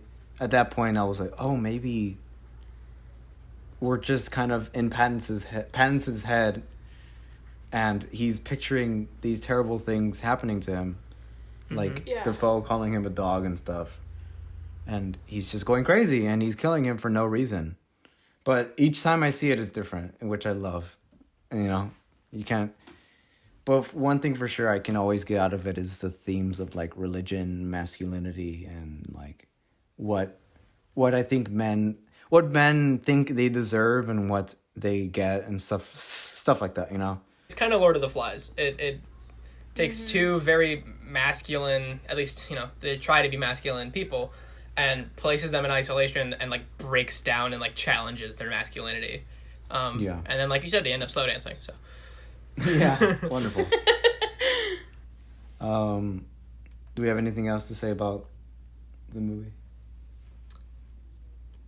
9 out of 10, baby. That's what I give it. Yeah, I'd give it a 9 out of 10 as give well. Give it a 9? Yeah, no, it's a 10, obviously. It's a 9 out of 10. 9.5, I'd say. 9.5. We're doing halves now? Is that allowed? Like. Is that allowed? Is that allowed? Like a 4 point. A very high 9. Yeah. If we were going 5, if we were going 5 stars, I think halves would be allowed. Yeah. But out of 10. Okay, I'm so fine. A 9. I'm like, sorry to follow the rules. I have a whole binder, and according to Article 2, subsection A. Oh my god. I'm just kidding. According to the contract. I'm just kidding. It's a constitution. You bring like a thick contract. Imagine. Amateur cast contract. The amateur cast constitution. Contract. Amateur contract. Yeah. That's just law school. Oh. You hear that? You law students? What law students are listening to this? It's just a If random you're a law student, student. you're listening, thanks. I'm glad you enjoy it. But Thank Yeah. you you should so probably much. be studying because you have a big You old should test coming probably up. study. I wanted to be a director, but my dad told me to be a law student. Amateur cast has inspired me. I don't know what I'm Speaking- saying. Speaking of directors, you know who's a good director? Noah Baumbach. Brad Pitt. Just Brad kidding. Pitt. What? Speaking of Brad Just Pitt, kidding. have you seen Moneyball? Did you guys ever see Ad Astra? Have I'm you starting to seen think Seb Megamind? doesn't know what movie I'm picking today. Yeah, my 2019 pick is Megamind. Yes. Okay, no. If we're moving on to my movie, We definitely are. my Yes. pick is Once Upon a Time in Hollywood. Mm-mm-mm. Let me explain why. Here's the thing. Okay. Is Oh, Once Upon a Time in He has Hollywood, an explanation. is it the best movie of 2019? No. The best movie is Parasite. Easy. The Oscars totally got it right. I'm so glad it won Best Picture. Is it the most revolutionary movie of 2019? No. That's probably Portrait of a Lady on Fire or The Lighthouse. Heck yeah. But I picked Once Upon a Time in Hollywood because it's my personal favorite. And I just vibed with it. It's just my jam. It's just that kind my of jam, movie, dude. that very like hangout comedy that's sort of very like stylized and just really memorable. Just has really like iconic imagery while also just being like fun and like immersive. Like that's my jam. You guys know that Baby Driver is my third favorite movie. Like that's kind of ridiculous for like a film student. I feel like most people are like, really? Baby Driver is your third favorite movie, not like Kurosawa or Kubrick? But I'm like, guys, I just dig like fun stylized stuff. Yeah, we have taste. That's your taste. Yeah, I just dig that stuff. I just vibe with it personally. And like Parasite is probably the most impressive movie of the year, but Once Upon a Time in Hollywood, I just loved it. I've seen it 4 times now. I got the Blu-ray like as soon as I could with like all the special features, and I watched all the deleted scenes, and it's so fun. But I do think there's something to be said about this movie. I think it's going to kind of go down as not a cult classic because it's a little bit more too popular for that, but sort of that same kind of popularity. I think it's really comparable to like Big Lebowski, where it's this really kind of weird, offbeat, like quirky comedy, and when you first see it, you're kind of like, what was the point? Because it's just a lot of people like hanging out and just like talking weird. Yeah. And then everything just kind of goes nuts in the third act out of nowhere. And then it just has this like weirdly uplifting ending. But Yeah. Again, spoilers for Once Upon a Time in Hollywood. Again, it's very much like Big Lebowski, but I think like Big Lebowski, it's gonna go down as this very like quotable movie with really memorable characters. You know? Iconic. Yeah, there's a lot in this movie that very much, I think will be iconic. I think Brad Pitt's, not just his character and like his lines, but like the way he dresses will be iconic. I dressed up as Cliff Booth for Halloween this year or last year. Yeah. She did, Like- and he was the cutie. He did. Thank you. Very Yeah, I just think like I his try. look and like Leo's look, like I think I try. That's my favorite line in the movie. Just I try. Shit. I think people will Shit. quote that in 10 years. Sorry, Shit. that's the only bad word I'll say. Probably think, my favorite one will be "And Away We Go." Yeah, that was my yes. favorite one. I think The the last time same I saw it, I way. watched that part 4 times. And away we go. And I away laughed we harder every time. That's great. Oh, Sorry. Brad Sorry, Pitt's go so ahead, Kolby. funny in it. No, you're good. I think in the same way that like people quote the Big Lebowski 20 years later, just being like, I don't like the Eagles, man, you know, or I am not the Big Lebowski, I am the dude, or the dudester, or Duderino, you know? Am I the like- only one? Blah blah blah. Yeah. Or Steve Buscemi, like, I am the walrus, I am the walrus, I am the walrus. I think that in 20 years people will be going, I try, or away we go, or you know what I mean? Or Or I'm here. No, I'm the devil, and I'm here to do the devil's business. I'm as real as a donut. Like that kind of he's like, just stuff nah, like that I'm was something dumber dumber than than that. that. Yeah, it was something better than that. Shoot him, Tex. Yeah, shoot 'em, Tex. Yeah, wonderful. or when Steve McQueen, or is it Steve McQueen? Am I getting the names mixed up? The actor who plays, I think it's Steve McQueen, goes, yeah, I never stood a chance. When they're talking about Sharon Tate and how, you know, her husband looks like a 12-year-old boy. Like, stuff like that. It's such a very, like iconic, I feel like, movie. And I feel like I was really glad that it won Best Production Design, because I feel like it did such a good job replicating the 60s. And I love Little Women. I'm glad that got the Oscar, but I really liked the costume design in this movie too, and I think there's something to be said for a costume design that really sticks out. And it's sort of, this movie has a central color, in the same way that, like, every shot of The Matrix has a little green, or every shot of La La Land has a little purple. This movie has a lot of yellow, which I feel like is a good reflection of this movie. It's like a summer, fun hangout comedy. Sunny California. Yeah. California. But I also think that's why a lot of people didn't like it, because it is Tarantino. And the last couple Tarantino movies were like Django Unchained, The Hateful Eight, Inglourious Bastards. People go into this expecting, like, tension, like raw tension, and a lot of gore. And, you know, it's Manson. Manson's in it too, so people are expecting, like, a really intense... And there are moments of that. Yeah, there are great moments of tension. But I actually think Tarantino's style is really well suited for comedy. I feel like I'm a little sad that Tarantino's next movie is supposed to be his last one, because I feel like he's sort of finding a new stride as, like, a comedy filmmaker, and I want to see more of that. Like, his comedy's hilarious in this movie, and I think it's his funniest movie, for sure. For sure. I think it's the only Tarantino movie that's, like, labeled first and foremost as comedy genre. Like, if you go on, like, IMDb, I think the other ones, like, maybe, like, Jackie Brown would have comedy as, like, the third genre. Yeah, but they'd be like crime or... Yeah, it's like crime, drama, thriller with a little comedy. I think Once Upon a Time in Hollywood is his first, like, straight up #1 genre is comedy. And it's so funny. This movie's so funny. Yeah, it's funny. I know. The performances are really great. Brad Pitt just oozes charisma, you know? It's so fun. I still stand by. I feel like he plays himself. I think a lot of characters play them. Well, for one, you know, Tarantino wrote Cliff Booth and Rick Dalton with Leonardo DiCaprio and Brad Pitt in mind, like, specifically. So they kind of are playing themselves. And I didn't realize this till after I watched the movie and started watching interviews with Leonardo DiCaprio, but he kind of has the same, like, stammering mannerisms that Rick Dalton has. The stuttering. Yeah. He kind of has that same, like, nervous energy. He's not as much of, like, a ditz as Rick Dalton. Okay. You know, but yeah. And then Brad Pitt's the opposite. Yeah, like, Brad Pitt is just so in real smooth. life, he's really laid back. And smooth, Yeah, and so is his character. I kind of feel like Brad Pitt, like, just started acting like Cliff Booth after this movie came out. Like, if you watch his interviews, he's just he has channeled Cliff Booth. I feel like this movie ushered in a new phase of Brad Pitt's life, where his new philosophy is like, I'm chill, like, whatever. It's kind of true. I try. It's very true. I try. And I think one of the best comedic performances in the movie is Julia Butters, who's like 9. Oh yeah. That girl is crazy. It. She's gonna be big one day, man. Yeah, she's crazy.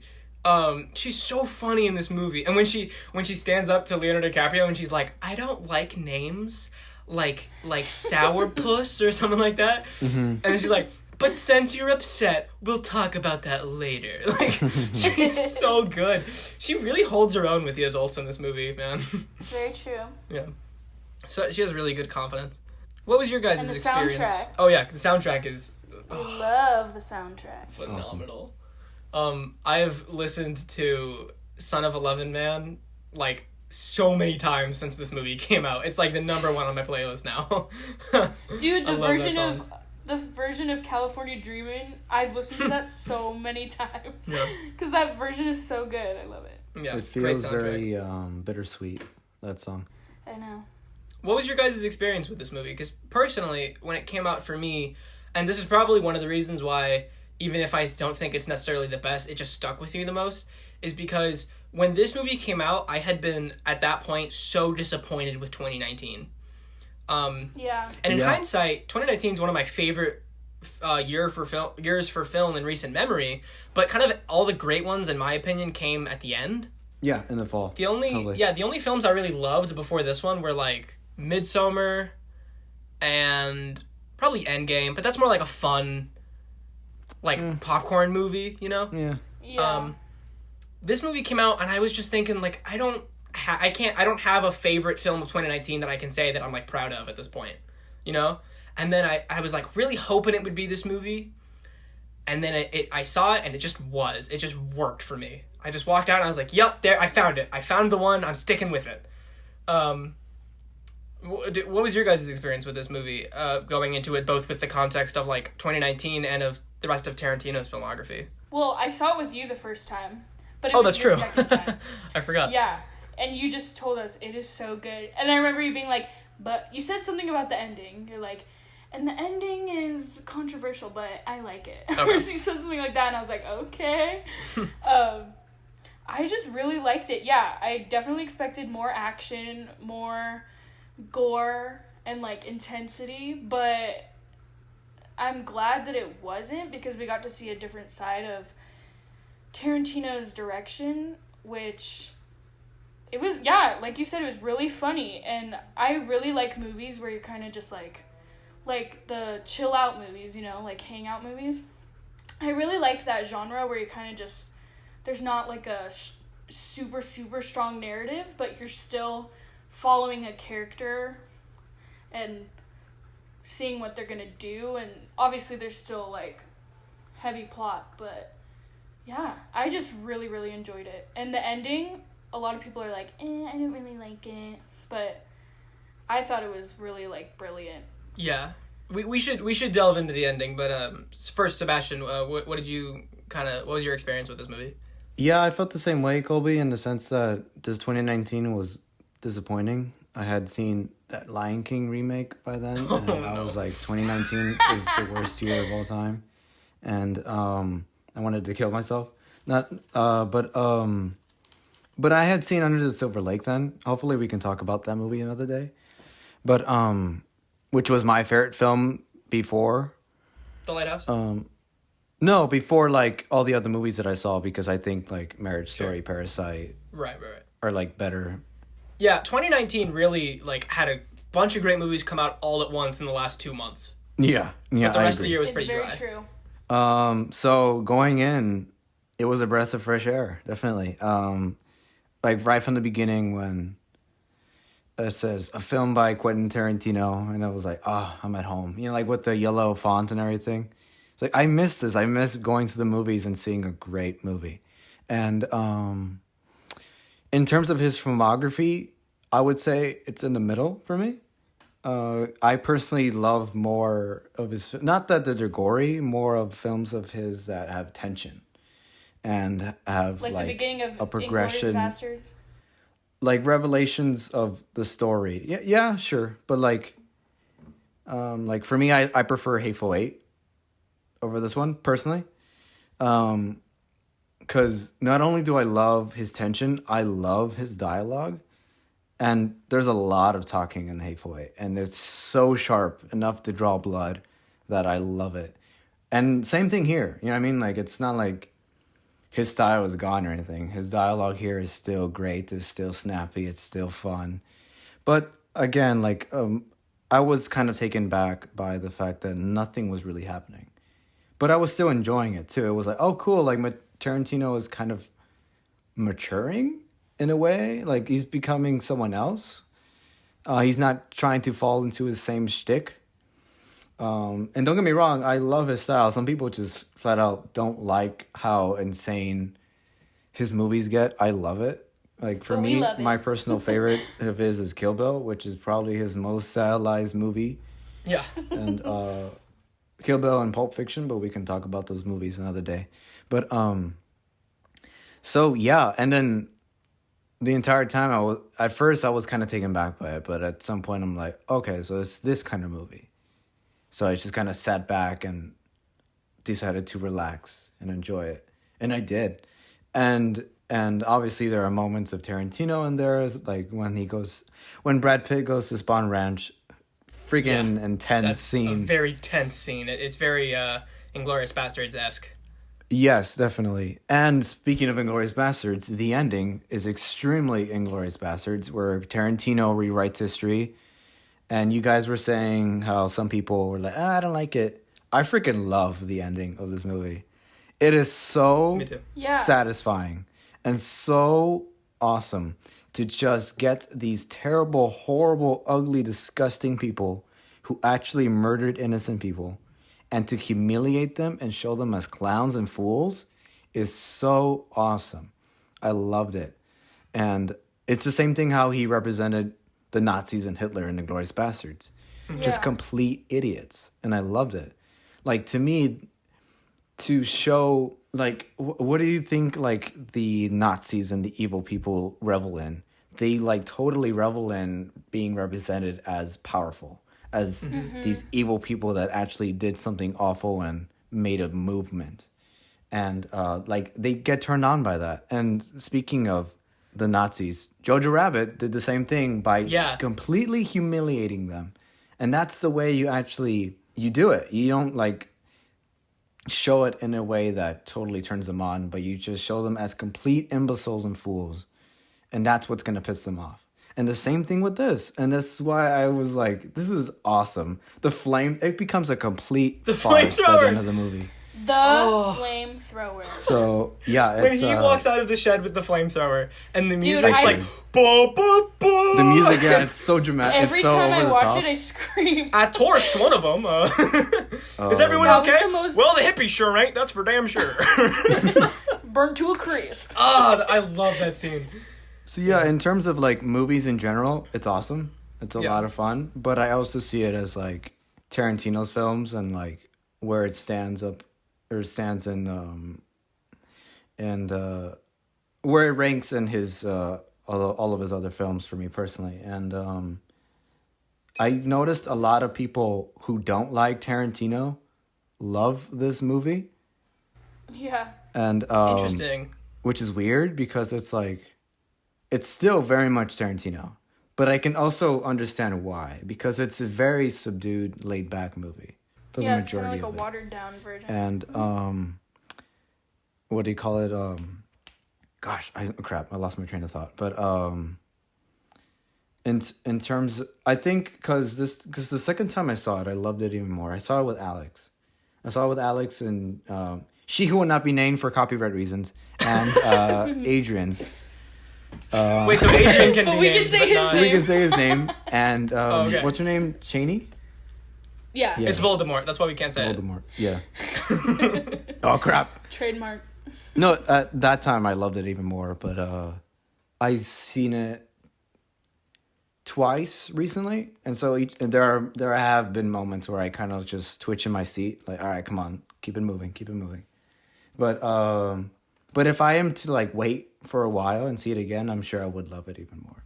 You know what I Wait, mean? can I say something? Yeah, of course. Yeah. And I think, like, the reason the whole... What am I trying to say? I can't say it. The hangout style, where you're just kind of watching, I think that really works in this movie because you obviously know where the film is going because we already kind of expect the ending. You know what I mean? So you're able to sit and watch kind of, like, people just living their lives because you know eventually there's going to be a big ending scene. You know what I mean? So I think that's why it works really well. When she because came you're out not just, pregnant, like... I was like, oh my god. Oh I no. know. I Like, got you know scared. exactly where it's headed, so that's why you're okay with sitting back and relaxing, waiting for it. Yeah. And Seb, I agree with you. I love the ending. And when she comes out and she's pregnant, I guess this is like kudos to the pacing. Like, I didn't realize the movie was ending. I still thought there was more because, you know, I know that this is the Manson movie and Sharon Tate's not dead yet. So when they get rid of Tex and the other two girls, I'm thinking, okay, well, that was one battle, but now there's still 30 minutes left of this movie and Manson's going to send another wave and they're going to go kill Sharon instead of Rick Dalton, right?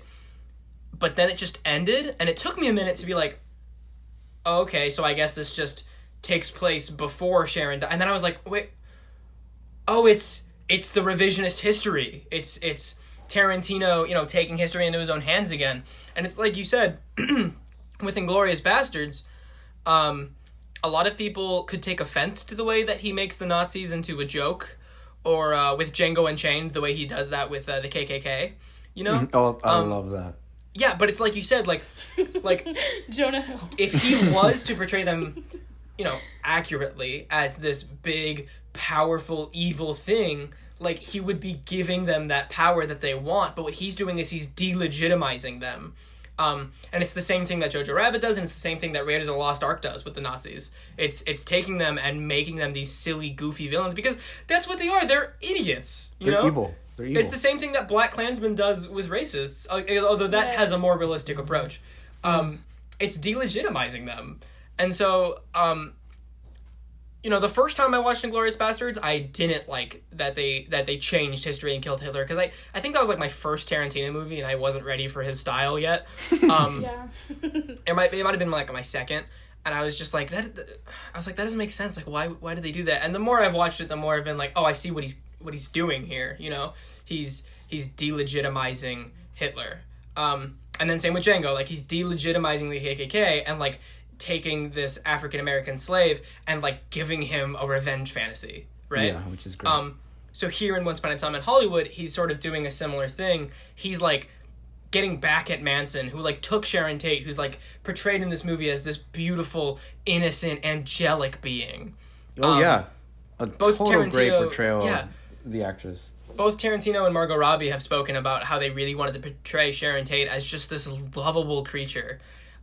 Which means that throughout the whole movie, there is sort of an underlying tension, even when it's not an intense scene, because from history, oh, she's going to die, and I don't want her to die. She's so sweet. So then when she doesn't, you're caught off guard for a second, but you're so satisfied. You're like, he did it. Like, he took Sharon Tate back from Manson.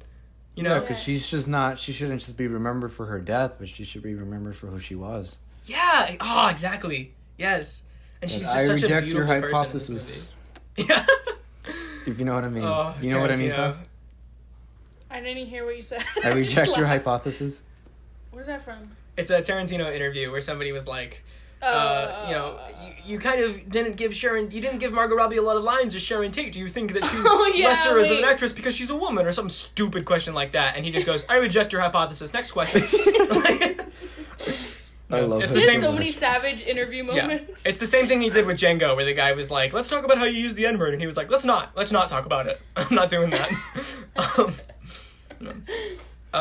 Seb, you were talking about Tarantino rankings. Like, I'll confess, my Tarantino ranking is kind of wackus. Like, it's kind of janky. I think there's a lot of takes in there that would be considered hot in this room.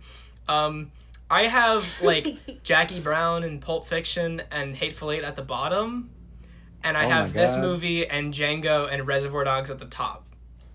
That's kind of like me, too. I like every Tarantino movie, but I don't know. And Pulp Fiction and Jackie Brown are also hangout comedies that sort of don't have a lot of, like, narrative drive other than just the character development.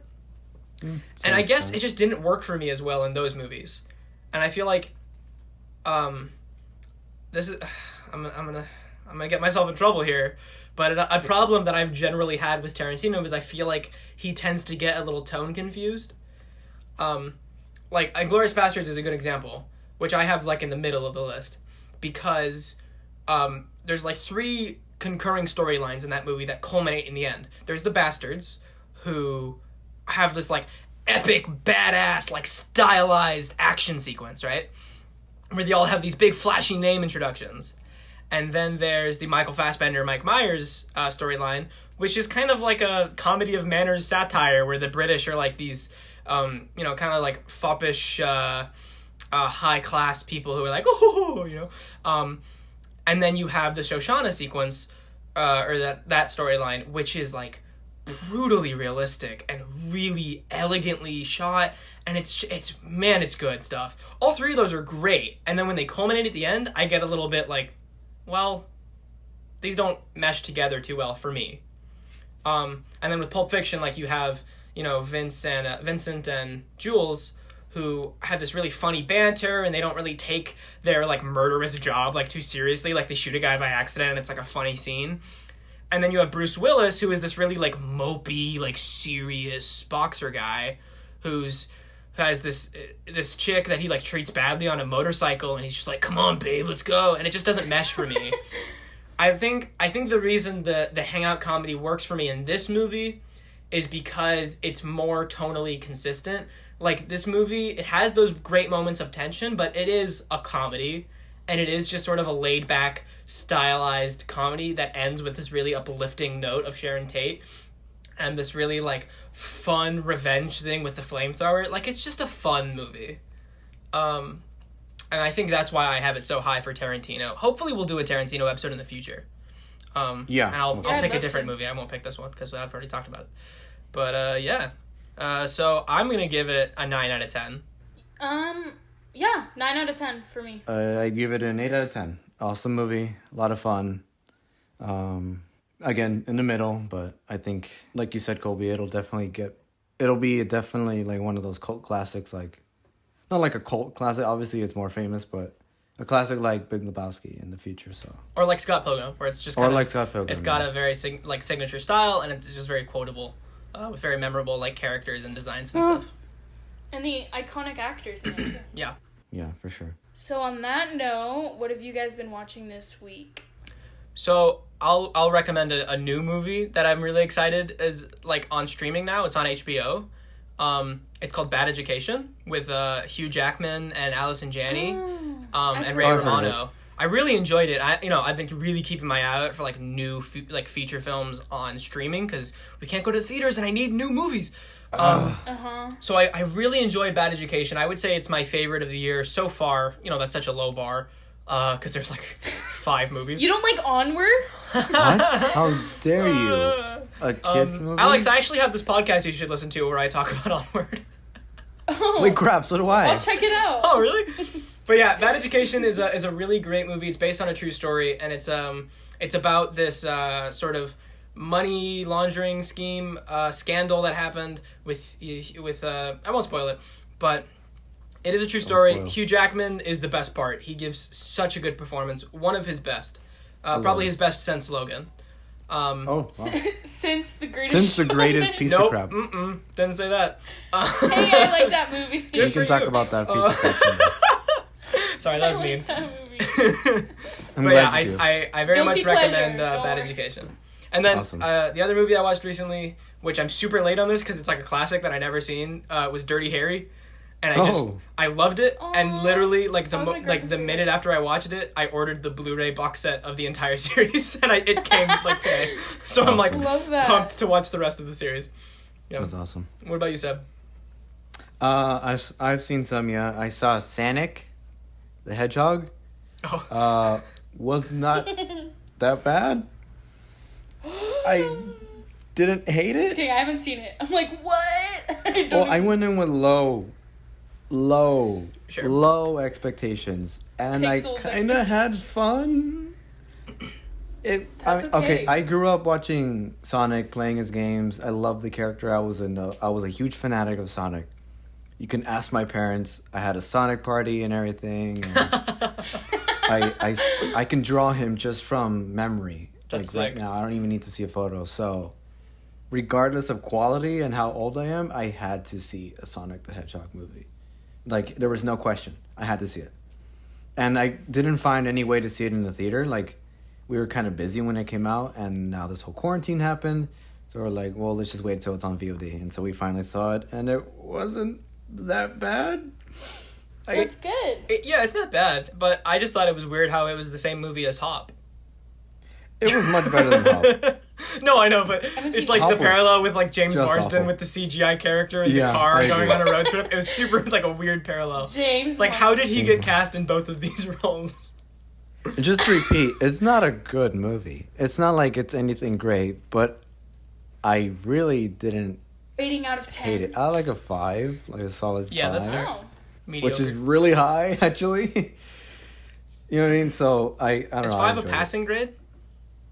it. 5 is like, Or are we going like school system where it's like a 7 is a passing grade? I don't know. That seems too high.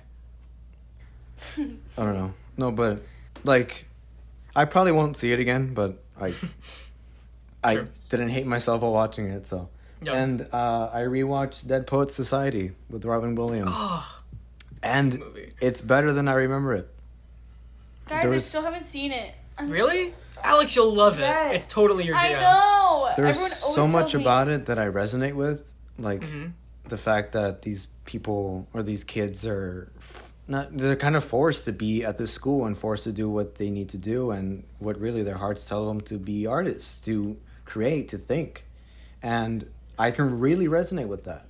You know, like how so much of people, they expect, and they even say in the movie, like engineering, doctors, all these things, they're noble pursuits, but poetry, love, and romance, that's what we live for. And it's like, yes, it's so true. And I don't know, something about it this time really made me very emotional while watching it. And yeah, I give it a 9 out of 10. It's a wonderful, wonderful movie. I love it. It's good. So, and yeah, that should be it.